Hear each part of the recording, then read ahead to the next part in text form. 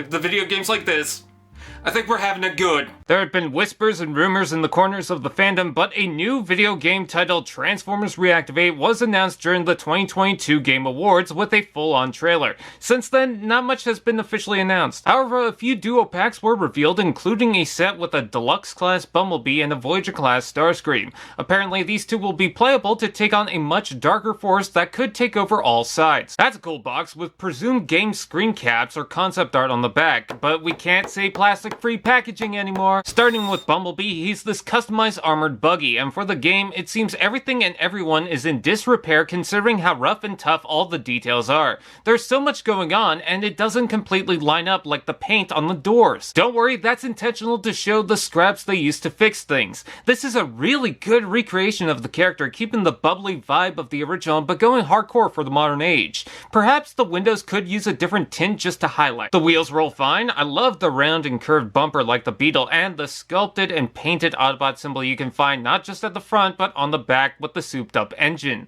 The guns can be stored under the arms or attached to the top for some needed firepower. I gotta admit, something like this is a really good direction to go with if they want to stray away from the typical sports car. It fits into the game's themes but respects Bumblebee. Robot mode.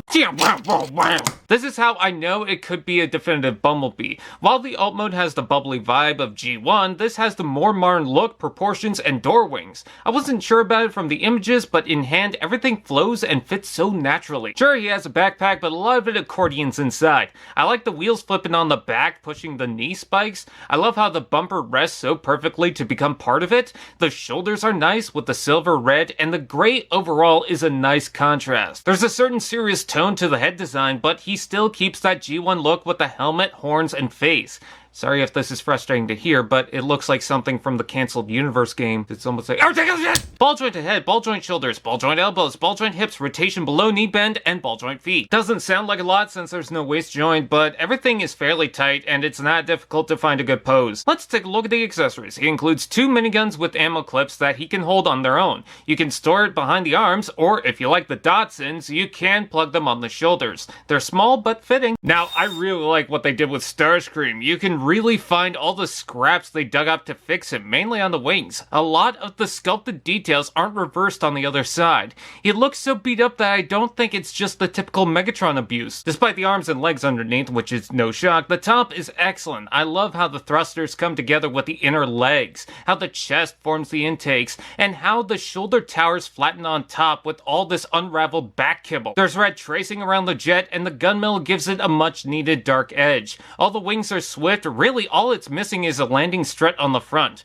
The guns plug underneath the wings for the typical seeker jet thing. This Starscream is like a flying knife that still doesn't stray away from so much sculpted detail and the perfect amount of colors that doesn't overdo it. Robot mode. Steve Bloom is the best. A long time ago, I did a drawing of my version of a definitive Starscream, and funny enough, this one isn't far from it. I just love how he's slick, imposing, how the wings and shoulder towers come together with the intake nipples. It feels familiar, but all fresh too. The dark gray carries over, and you can spot more details that are different to the opposite side, like the lower arms or the upper legs. He still carries the red and blues, but I particularly like the small silver panels around the cockpit. The head design is fairly good too, keeping those secret nods, but with blue eyes that suddenly keep happening, and a giant chin strap. Excuse me, sir, did someone say ball joint ahead, shoulders out and in, forward and back rotation below, elbow bend, waist rotation, hips out in, forward and back rotation below, knee bend, foot tilt, toes, and heels move. If you could keep him balanced with the foot joint, he poses well. The shoulder pads and separate hip details move on their own and could limit it, but there's still enough to work with. Let's take a look at the accessories. I love how the details on each gunner is different, but these can plug on the lower arms. Sure, it's not the shoulders, but I'll allow it.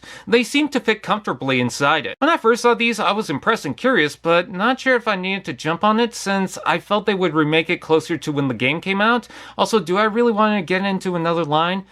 Oh man, am I glad I got these. Both can pass off as my definitive version of each. The Bumblebee celebrates so much of the original versions to create this, and the Starscream looks like the next expected and proper step in its design. No matter how the game is, at least these are wicked. I just hope it's not another Mystery of Convoy. AllSpark TV. Now that's just prime.